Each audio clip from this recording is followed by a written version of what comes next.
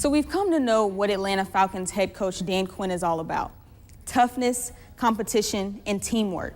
And to his credit, the third-year head coach always knows what to say and seemingly knows the right answer.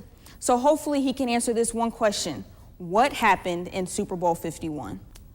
We know what happened, and so does the head coach. He's not worried about the past. As always, Quinn is focusing on the future. First practice of training camp in Flowery Branch on the agenda for the Falcons today.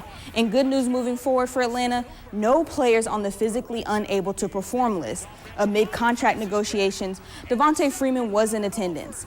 That same attitude and toughness that carried Atlanta to the Super Bowl remained strong after the collapse. We did our due diligence over the spring to make sure we could, recapture our mindset of how hard we have to work to get right.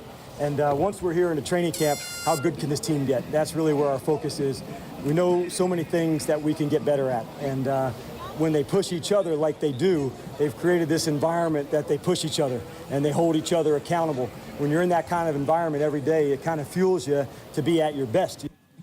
Following the offseason shoulder surgery, first-round pick Tack McKinley participated in all individual drills today. Now, the last 5 years, there's been a shift in power in the Houston County football landscape. Northside is consistently dominant, and Holco has reached new heights. But what about Warner Robins? The Demons, outside of 2004, haven't been in championship contention since 2013, and Mike Chastain wants to change that. It's year 2 for Chastain in Demon Country as Warner Robins looks to bounce back from one of their worst seasons in recent history, going just 3-8 last year. But Warner Robins is a definite wild card this year. Plenty of talent returns, and they welcome transfers Dylan and Tyler Frum, as well as Javion West from Holco. And with that, the buzz is back in Demon Country, but the work is what's carrying the program forward under Chastain.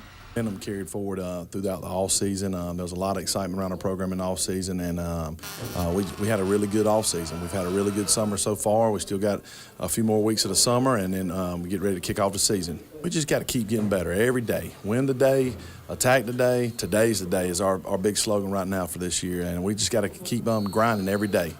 Now, Warner Robins will be one of the favorites to take home the Region 1 5A crown this season. Odd start to the Southeast Little League softball tournament today in Warner Robins. Pioneer Little League out of Columbus was representing Georgia, was set to face Florida at 2 p.m. But yesterday, the league announced the disqualification of the Florida champ. The state runner-up filled in at the last minute. The game was pushed back to 5 to give Florida some travel time, but it did not matter because the girls from the Sunshine State had absolutely no answer for Madison Lee on the hill. The ace coming out strong, a couple of strikeouts early, then a beautiful strike 'em out, throw 'em out. Michaela Sub guns the runner down at second. Beautiful way to turn 2 ladies.